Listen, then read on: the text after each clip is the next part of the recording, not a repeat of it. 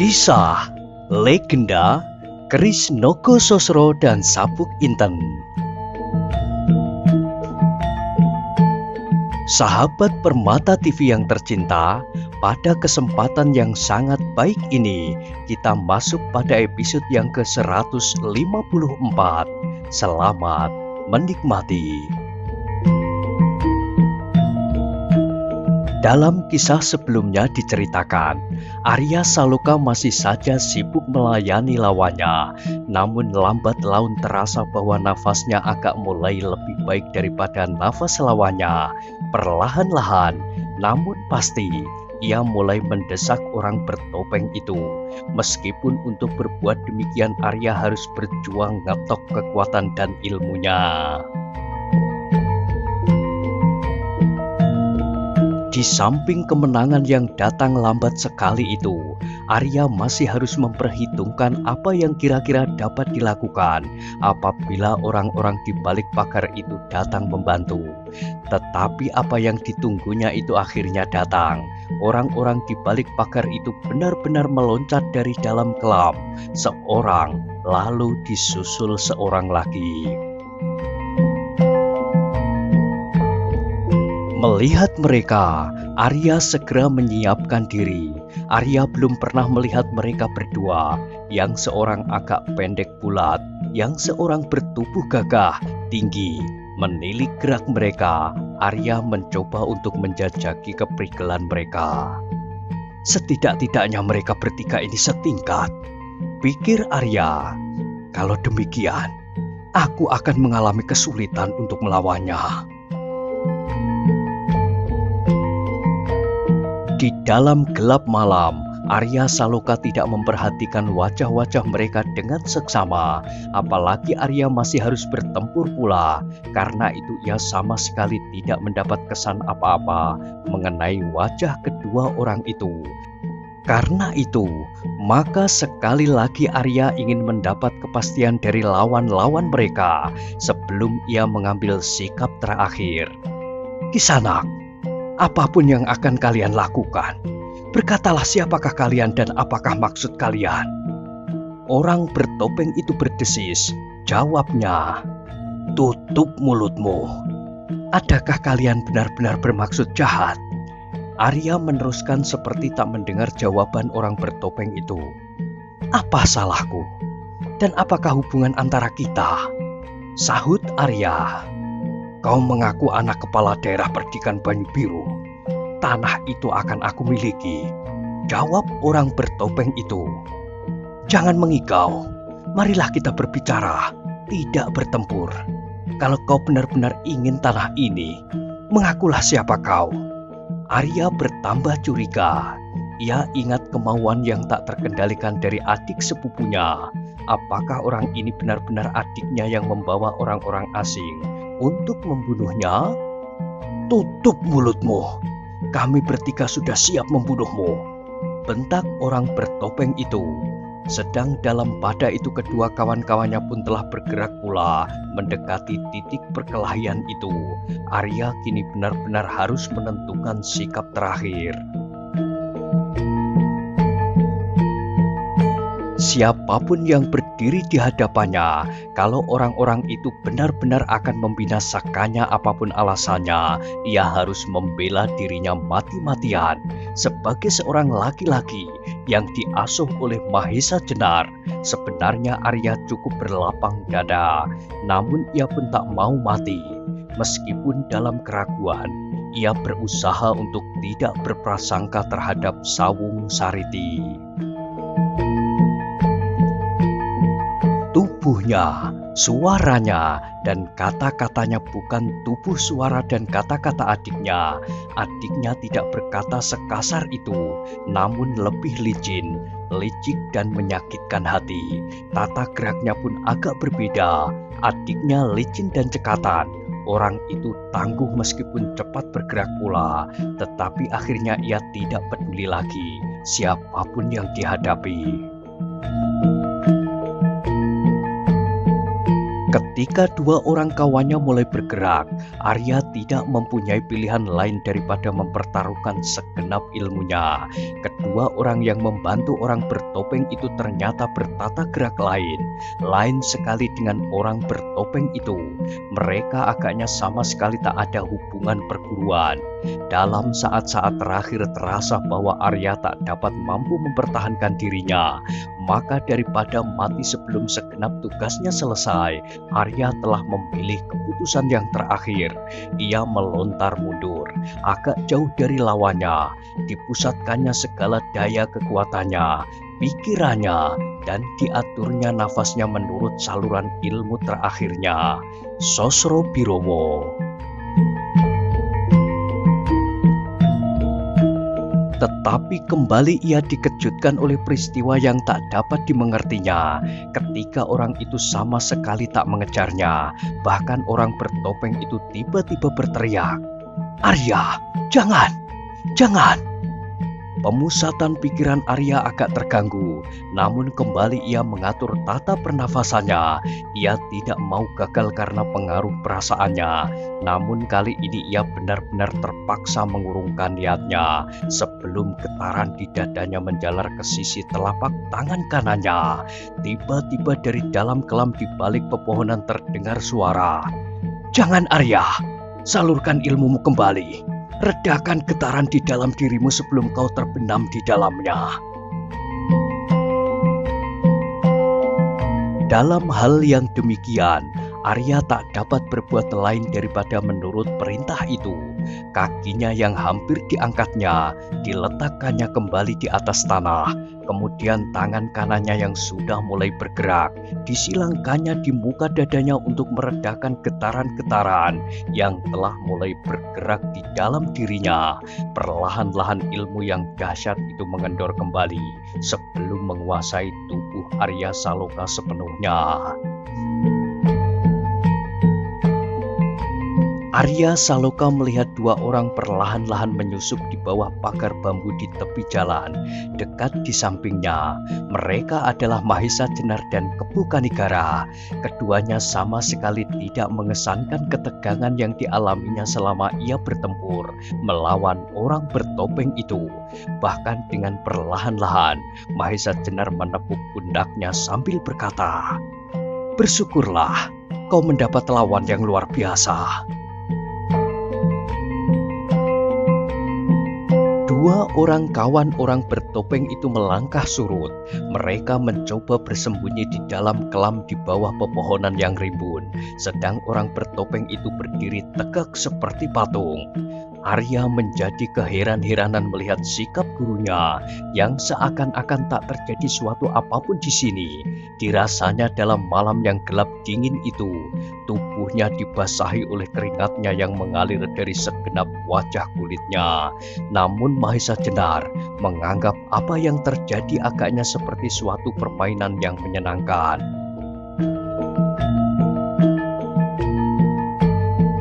Arya kemudian mencoba untuk menilai sikap gurunya. Barangkali gurunya yakin bahwa orang yang bertempur melawannya itu tidak lebih daripada dirinya. Mungkin gurunya tahu pula bahwa kedua kawan orang bertopeng itu adalah orang-orang yang tak berarti apa-apa bagi gurunya dan Kebu Kanigara.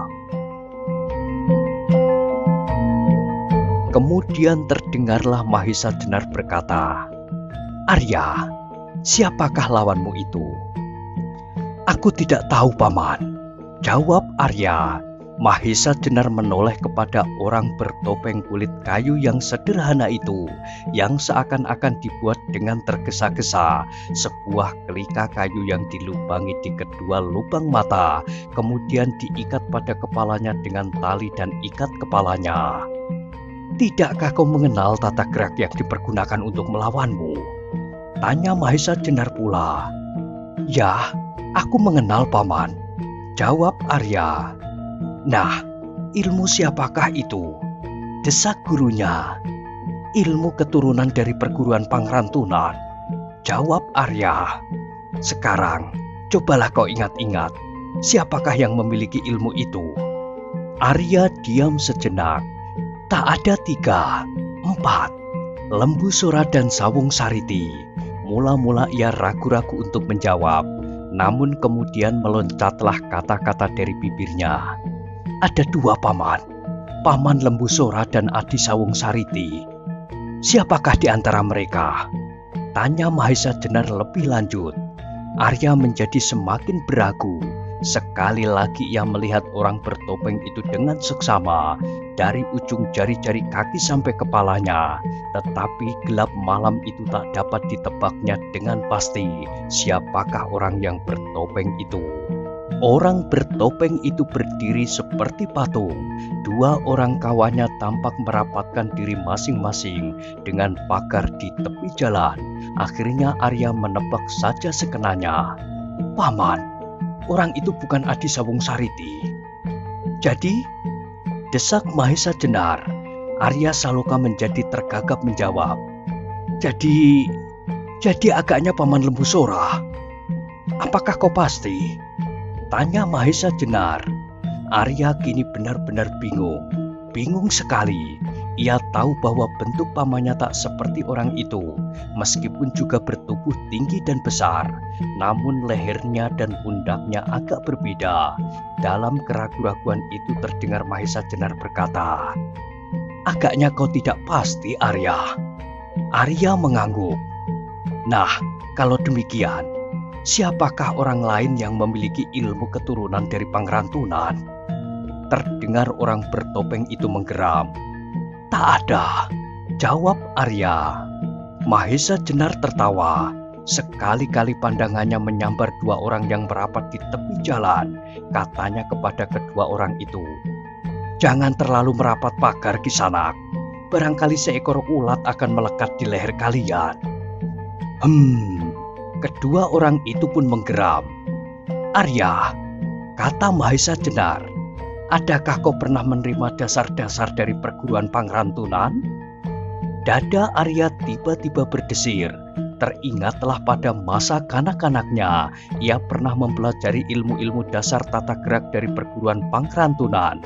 Karena itu tiba-tiba ia menjawab, pernah, Paman. Siapakah yang memberimu pelajaran? Arya kini teringat bahwa memang ada orang lain yang memiliki ilmu itu.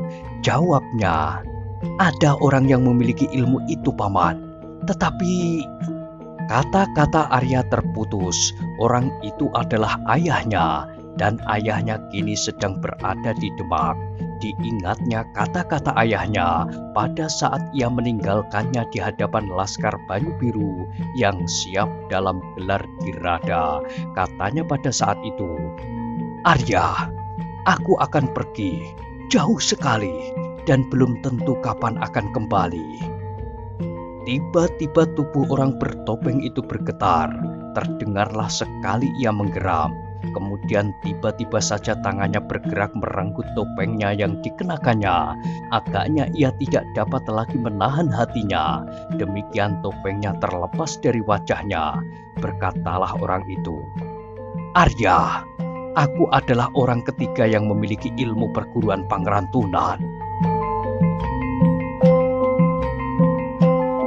Suara itu di telinga Arya Saloka terdengar seperti suara runtuhnya gunung merbabu. Dadanya bergetar keras sekali dan jantungnya bergelora seperti akan meledak. Dan tiba-tiba pula meloncatlah kata-katanya, hampir berteriak, Ayah! Ya, jawab orang bertopeng itu, aku adalah ayahmu. Sesaat Arya mengamat-amati wajah itu, meskipun di dalam gelapnya malam, namun wajah ayahnya telah tercetak di dalam hatinya, sehingga dengan segera ia dapat mengenal kembali, meskipun hanya garis lekuk-lekuk wajah itu. Hampir tak ada perubahan sejak kira-kira 5-6 tahun yang lampau.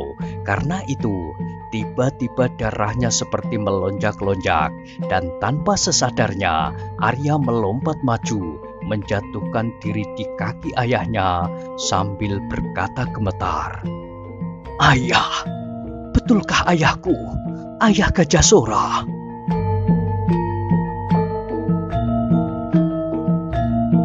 Terdengarlah suara orang itu perlahan-lahan, tidak kasar dan tidak mengandung nada permusuhan. "Kau masih mengenal aku dengan baik, bukan, Arya?" Arya ingin menjawab. Di dadanya tiba-tiba penuh dengan kata-kata yang akan melontar keluar. Namun mulutnya segera tersumbat oleh sesuatu yang menyekat. Karena itu yang terlontar keluar hanyalah sepatah kata. "Ya." Gajah Sora menepuk bahu anaknya dengan bangga. Kemudian anak itu pun ditariknya berdiri. Sambil berkata ia memandang kepada Mahesa Jenar. "Hampir aku tak percaya bahwa anak inilah yang pernah aku tinggalkan 5 tahun yang lampau." Mahesa Jenar tidak menyahut, tetapi ia melangkah maju. Diulurkannya kedua tangannya yang segera disambut oleh Gajah Sora dengan penuh gairah. Disambutnya salam Mahesa Jenar itu dengan sepenuh hati, dan terasalah oleh Mahesa Jenar bahwa tangan itu gemetar. Mahesa Jenar pun haru ketika ia melihat Arya Saloka hampir bertiarap di kaki ayahnya. Matanya terasa panas. Perpisahan yang sekian lama dan tanpa harapan untuk dapat bertemu pada saat-saat yang demikian ini.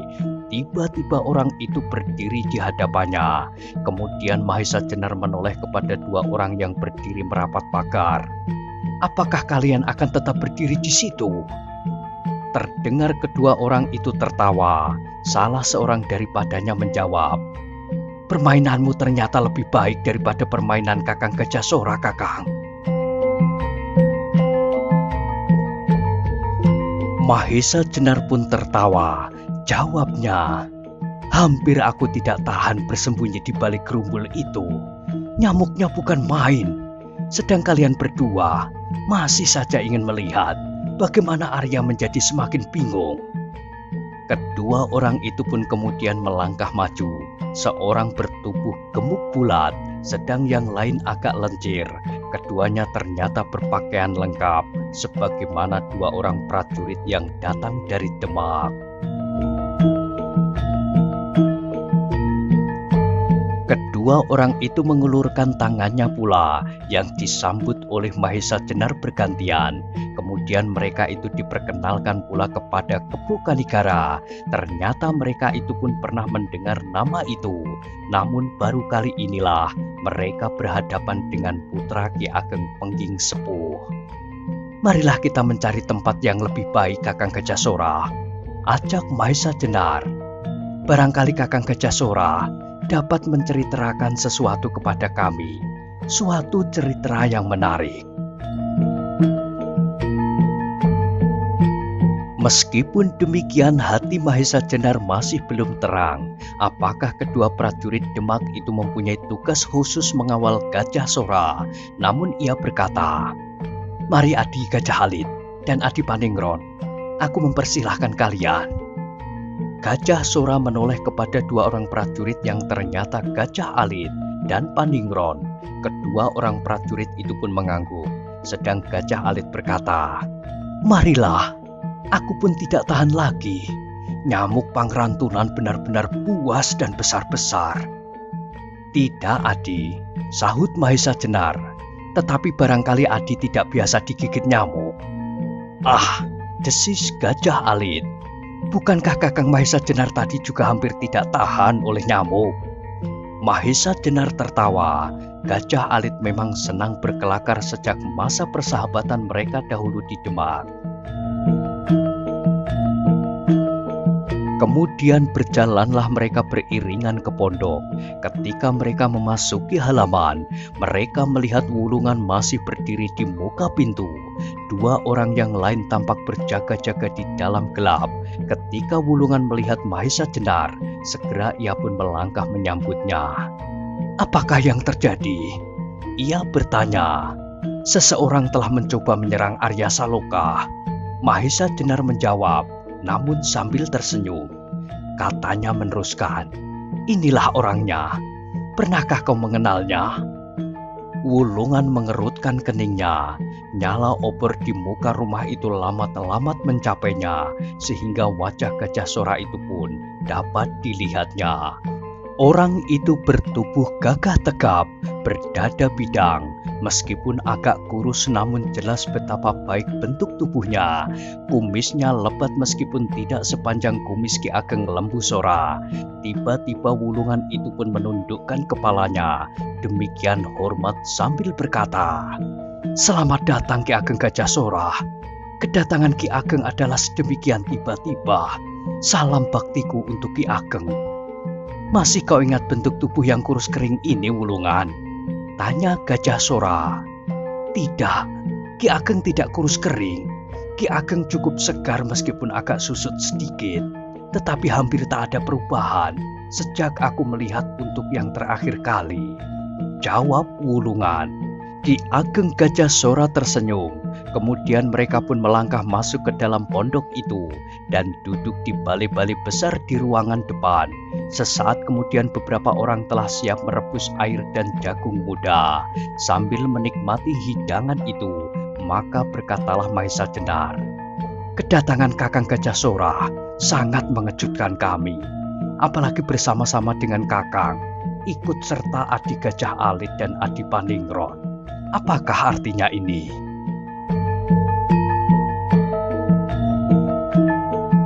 Gajah Sora menarik nafas panjang. Sekali wajahnya beredar di sekitar ruangan itu, kemudian berhenti di wajah Arya Saloka. Sekali lagi ia menarik nafas. Katanya, "Adi Mahesa Jenar, anakku ini benar-benar mengejutkan hatiku. Sebelum aku bercerita, seharusnya aku mengucapkan beribu-ribu terima kasih kepada Adi.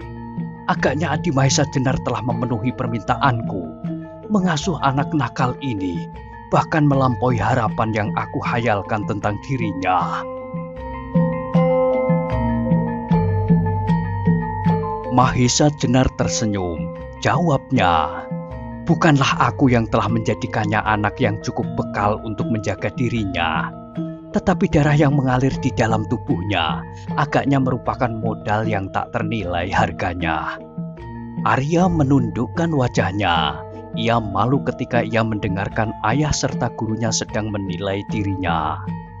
Modal yang tak ditangani oleh tangan yang baik, ia tidak akan berkembang, bahkan akan kehilangan nilai-nilainya, jawab Gajah Sora pula.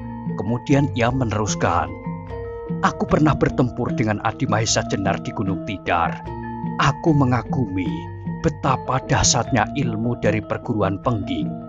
Ketika aku kemudian terpisah dari Adi 5-6 tahun yang lalu, dan kemudian aku mencoba untuk bertempur melawan anak asuhan Adi yang berilmu keturunan dari Pengging, aku merasa bahwa seakan-akan aku mengulangi pertempuran di Gunung Tidar itu. Arya Saloka benar-benar telah memiliki ilmu seperti yang Adi miliki pada saat itu. Dan ternyata bahwa Arya telah benar-benar mencerminkan Adi Mahesa Jenar sewaktu Adi bertempur di Gunung Tidar itu." Mahesa Jenar tersenyum. Ia pun berbesar hati ketika ia mendengar sendiri bahwa Gajah Sora tidak kecewa melihat anaknya. Terbayang pula di dalam rongga mata Mahesa Jenar bagaimana ia bertempur di mulut gua Simarodra di Gunung Tidar melawan Gajah Sora, sehingga akhirnya ia terpaksa melepaskan aji pamungkasnya, Sosro Birowo. Pada saat itu, Gajah Sora tidak dapat berbuat lain daripada menyelamatkan dirinya dengan aji andalan perguruan Pangrantunan, Lebur Saketi. Mahesa Jenar menjadi geli sendiri mengenangkan peristiwa itu, sehingga ia tersenyum sambil menundukkan wajahnya. Tetapi sesaat kemudian senyum itu lenyap seperti awan disapu angin. Sosro Birowo dan Lebur Saketi tidak saja pernah berbenturan di atas Gunung Tidar dalam suatu peristiwa kesalahpahaman, namun kedua aji itu pun pernah berbenturan di Gedangan. Masing-masing dilontarkan oleh Arya Saloka yang mewarisi ilmu dari Pengging melawan saudara sepupunya, Sawung Sariti, yang memiliki ilmu keturunan dari Pangrantunan. Tetapi benturan itu sama sekali bukan karena kesalahpahaman, namun benar-benar karena kemarahan yang tak tertahankan, kesengajaan karena nafsu kedengkian, ketamakan dan keserakahan.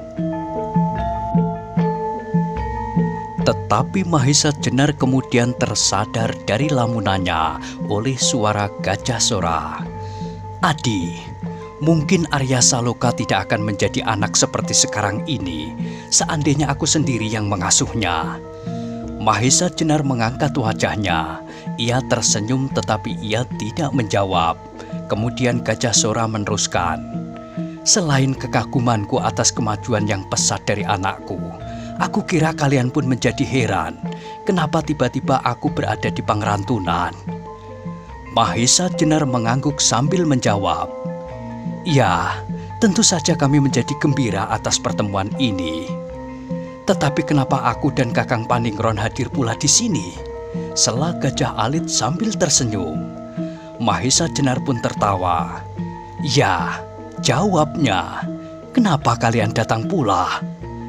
"Kakang Mahesa Jenar mempunyai prasangka kepada kami, Kakang," kata Gajah Alit kepada Paningron. Paningron tersenyum. Memang ia tidak begitu banyak berbicara. Ia lebih senang mendengarkan Gajah Alit berkelakar daripada berbicara sendiri. Mahesa Jenar sudah mengenal watak sahabatnya yang gemuk ini. Karena itu ia pun menjawab, "Agaknya kau bertugas mengawal Kakang Gajah Sora, Adi. Kau sangka Kakang Gajah Sora akan melarikan diri seandainya Kakang mendapat kesempatan sehari, 2 hari menengok tanah perdikannya?" Gajah Alit tertawa. Jawabnya, "Tidak, aku tidak bertugas mengawal Kakang Gajah Sora, tetapi aku bertugas menangkap Kakang Mahesa Jenar."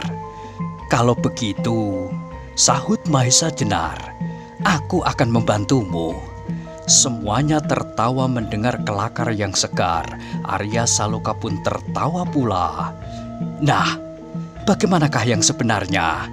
tanya Mahesa Jenar kemudian. Gajah Alit tidak segera menjawab pertanyaan Mahesa Jenar. Ditebarkannya pandangan matanya melingkari ruangan itu. Baru kemudian ia berkata, "Biarlah Kakang Gajah Sora bercerita. Kakang pasti tidak akan percaya seandainya aku yang mengatakannya." "Kau terlalu sering berdusta," sahut Mahesa Jenar. Sekali lagi semuanya tertawa, tetapi tidak berkepanjangan. Sebab kemudian Gajah Sora berkata, "Apa yang dapat aku ceritakan? Yang aku ketahui, Baginda memerintahkan lewat Adi Gajah Alit bahwa aku diperkenankan kembali ke Banyu Biru." "Tidak hanya itu," sela Gajah Alit. "Agaknya Adi Paningronlah yang paling tahu," jawab Gajah Sora. Semua mata berkisar ke wajah Paningron, wajah yang tenang dan pendiam, namun sebuah senyuman tersungging di bibirnya. "Baiklah," katanya, "kalau aku yang harus bercerita, tetapi aku tidak dapat bercerita seperti Adi Gajah Alit." "Ah," desis Gajah Alit, "demikianlah yang sebenarnya." Paningron meneruskan, "Kebetulan aku mengetahui beberapa persoalan. Setelah Baginda menganggap bahwa Kakang Gajah Sora benar-benar tidak bersalah, maka sebenarnya pada saat itu Kakang Gajah Sora sudah dapat dibebaskan. Sejak pertemuan kami di Rawapening, Baginda menjadi pasti bahwa Kakang Gajah Sora benar-benar tidak bersalah. Aku dan Adi Gajah Alit telah meyakinkan Baginda, namun Baginda menghendaki agar usaha mencari kedua pusaka itu menjadi semakin gigih. Terutama Baginda mengharap ayah Kakang Gajah Sora dan sahabat-sahabatnya berjuang mati-matian dengan harapan untuk dapat segera membebaskan Kakang Gajah Sora. Tetapi keadaan berkembang ke arah yang tak dikehendaki." Nah, bagaimanakah kisah selanjutnya? Silahkan ikuti terus kisah legenda Keris Nogososro dan Sabuk Inten pada episode berikutnya. Sampai jumpa.